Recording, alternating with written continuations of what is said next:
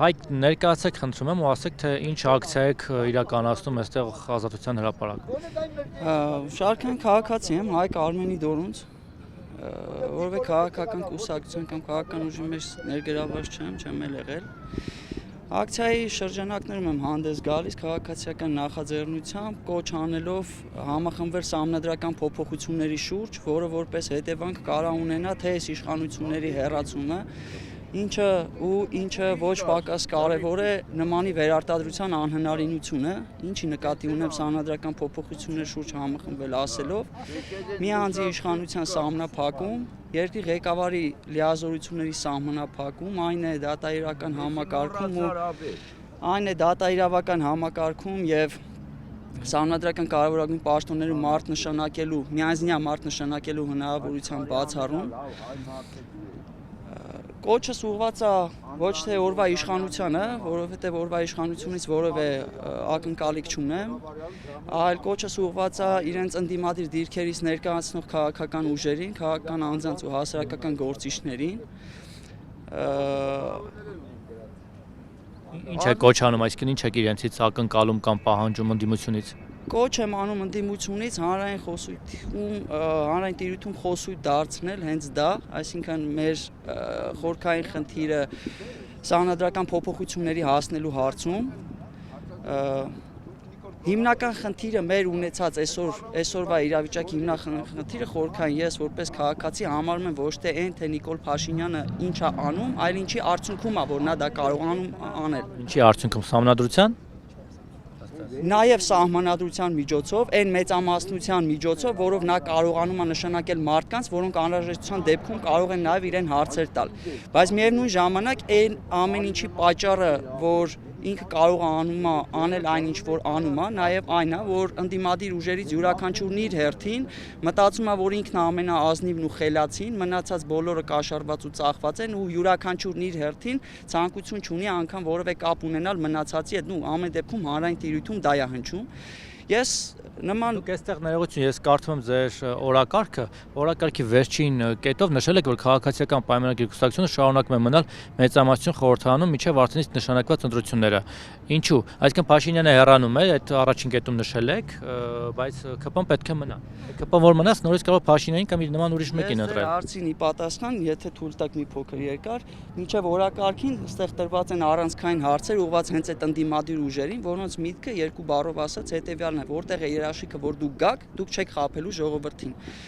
Որտեղ է այն սահմանը, որից այն կողմ դուք արդեն կընդունեք, որ դուք այլևս ի վիճակի չեք իրականացնել ձեր խոստումները ու ինքնական հրաժարական կտաք։ Այսինքն ամեն դեպքում պատկերացնում եք, որ պետք է ընդդիմությունը գա իշխանության, որվա ընդդիմություն։ Միանշանակ ընդդիմության մասին է խոսքը, որ պետք է գա իշխանության կամ այն պարագայում, երբ որ դուք չկարողանաք գալ եւ ձեր խոստումները կատարել, շարքային քաղաքացին ինչ լծակներ է ունենալու, վաղը չեմ հուսոր ձեր դեմը առնի, այլ ոչ թե նույն կոտրած տաշտակի առաջ կանգնի, ոնց որ այս իշխանության օրոք։ Այսինքն նկատի ունեք խորհրդարանական կամ Հայաստան դաշինքը Ռոբերտ Քոչարյանի ղեկավարությամբ կամ Սերժ Սարգսյանի թիմը։ Եթե ուշադրություն դարձրեցիք, ես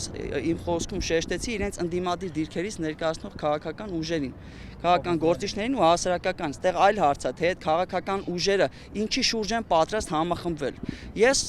մի քիչ կոպիտ չհնչի խոսքս, ամեն դեպքում այդ սուր ձևակերպումը հաճախ կրկնում եմ, առնվազն վերջին 1.5 տարվա ընթացքում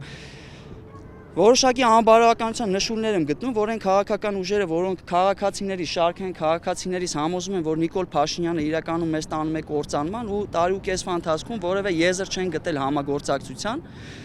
ես դա իրենք իրար մեջ, այսինքն ընդդիմադիր թևերն իրար մեջ, այո, իշխանության մասին խոսք չկա, իշխանության հեռացումը անքննելի է։ Այսինքն ոչ թե վաղը պետք է հեռանա կամ այսօր, այլ երեք պետք է հեռացած լիներ։ Խոսքս ուղղված է միայն ու միայն ընդդիմադիրներին։ Այսինքն ինչի համար եմ դա անբարոյականություն համարում։ Առնվազն տարի ու կեսվա մեջ անընդհատ շեշտելով, որ Նիկոլ Փաշինյանը մեզ տանում է կործանման ու չհամախմբելով, նրանք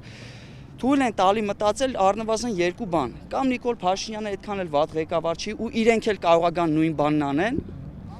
կամ շարժվում են նեղ թիմային շահերով, որը մեղմ ասած այդքան էլ ազնիվ չի ժողովրդի հանդեպ։ Հիմա եւ վերջին հարցը թե ամփոփենք։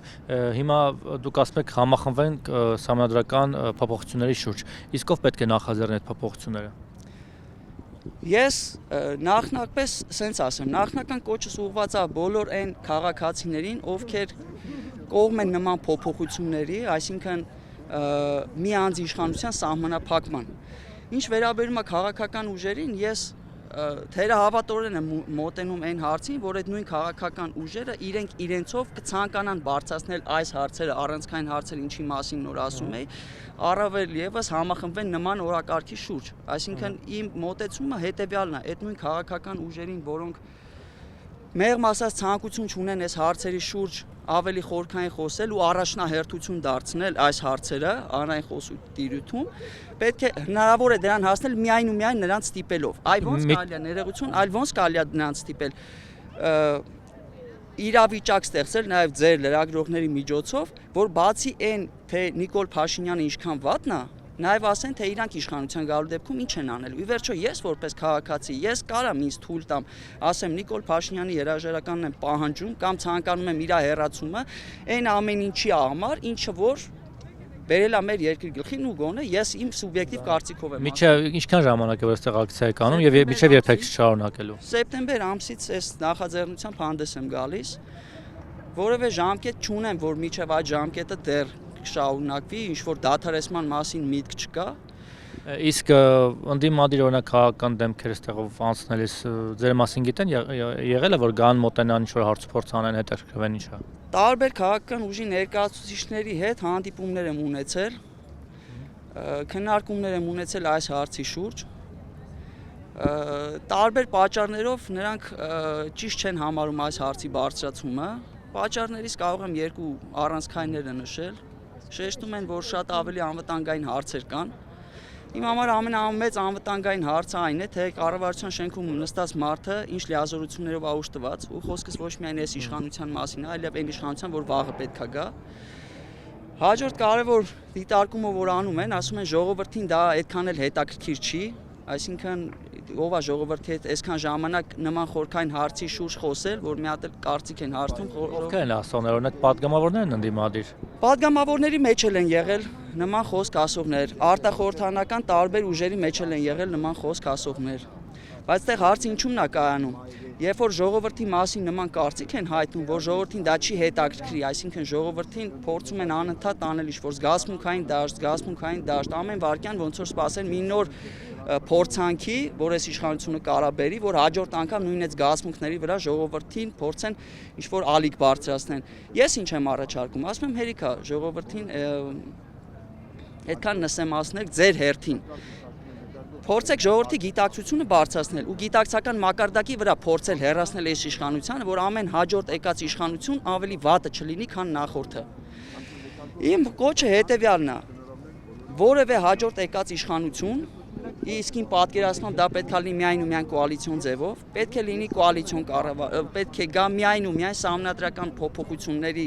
իրականացման, ընտրական օրենսգրքի փոփոխության իրականացման եւ նոր ընտրությունների կազմակերպման, անգամ եթե այդ իշխանափոխությունը հնարավոր, եթե դա հնարավոր լինի,